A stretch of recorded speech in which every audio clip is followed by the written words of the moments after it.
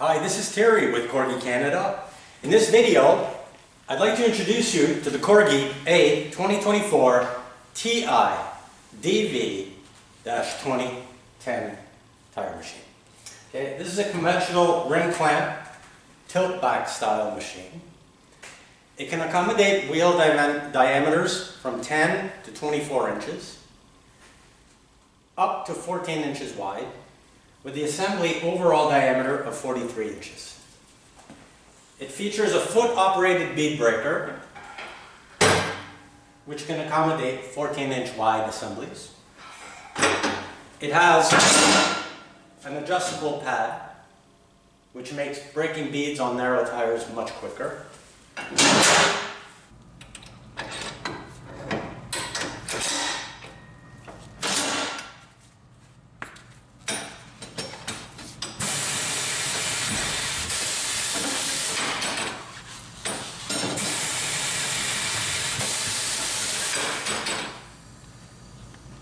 Features a large square tabletop, one-piece cast jaws with a double air blast per jaw. The jaws also feature replaceable locking peaks, easily removed and reinstalled using a 7mm socket.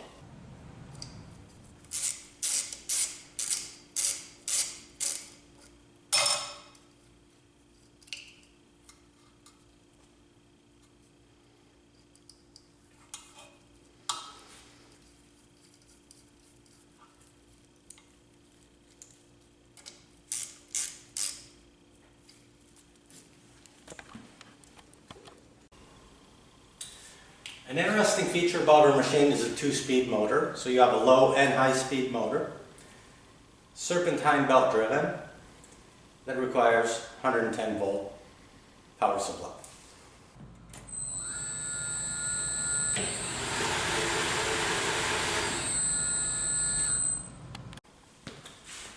As it stands now, I can accommodate 20-inch wheels inside the jaws.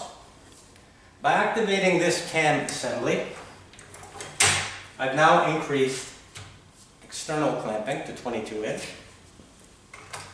and activating the second cam assembly allows me now to close on a 24-inch wheel. Keep in mind, however, that I can open into 26-inch wheels.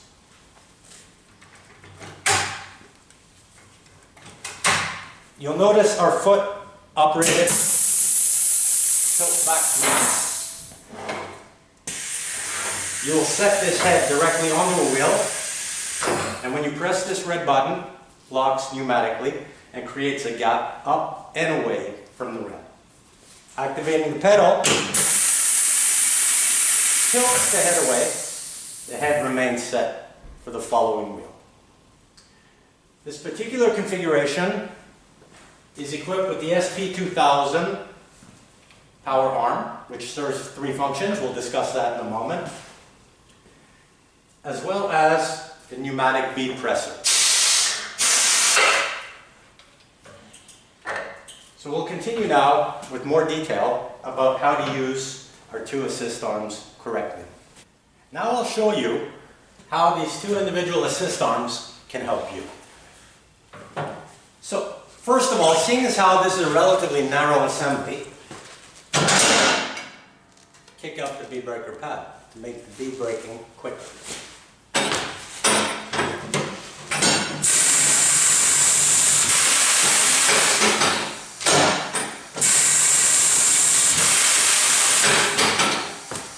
In order to minimize the risk of rim damage, I've only broken the back bead. I'll open my jaws now to their maximum, and by gently pressing the same pedal, I can feather it down to approximately the 17-inch rim diameter I'm dealing with. You'll notice as I release the pedal, the jaws are sitting there waiting for me. Lift the rim up into the jaws, and I can gently close them. When you know the wheel or the rim is safely inside the jaws, fully depress the pedal to get full clamping pressure. Now, using my SP2000 assist arm, I will manually adjust to the correct rim diameter. Just touch the tire and press the red button here, locking this adjustment into place. Using some lube, we will rotate. And as it's rotating, I will lube the disc and gently press down on this valve and break this bead in a controlled manner.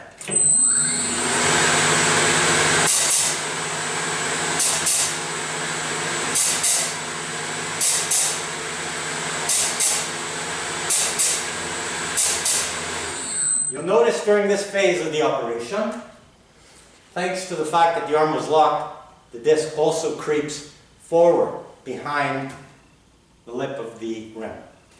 And this is also safe for the TPMS sensor, as it doesn't protrude so far that it goes into the drop center. Now I can adjust my dismount head.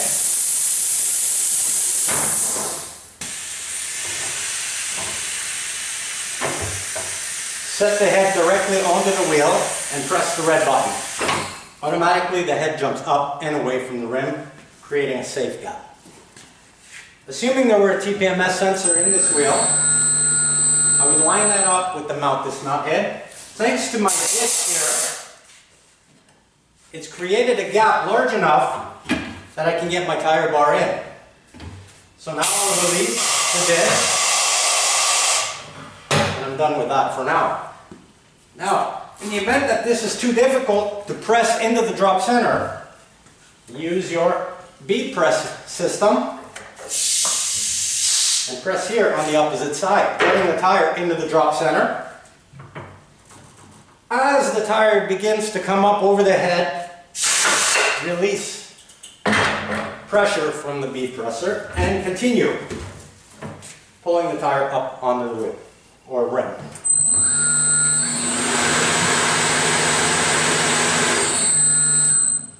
If there were a TPMS sensor, I would again set it under the head.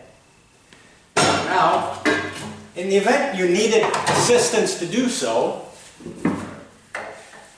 using your bead presser, again it has approximately a 1 foot stroke. I've got 3 positions here. I will put it on what I'll call the lowest setting. I can use the hook side to hold that tire up on this side, leaving both hands or arms free. In this case, I don't need it. I'll prepare myself for the eventual and upcoming installation. I'll leave it in the middle position. So right now, bar in, and slowly bring it up and over and rotate. So now the tire is removed. Press the pedal, tilting the mount away. I'll remind you the head is correctly set for this assembly. And now I'd like to discuss one of the very useful features on the SP2000 assist arm. You'll notice this black disc here. One of its purposes is to help you in unsticking or releasing the tire that may still be stuck on the bottom of the rim here. So you'll gently insert that under the tire, and in a counterclockwise, so reverse rotation, slowly exert upward pressure on the tire, and oftentimes that'll help that tire get unseated. Another great feature is the following. You'll notice the top bead has been removed. When trying to remove the second bead off the rim and dealing with a very large, heavy tire, it's difficult physically to lift this. You can insert the disc below the tire and simply holding here on the opposite side assists in lifting a heavy tire. Remove it now from the equation and proceed with the rotation.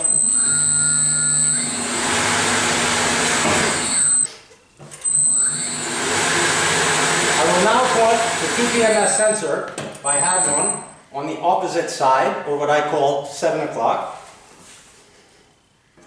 gently set the tire on the rim and apply some lube.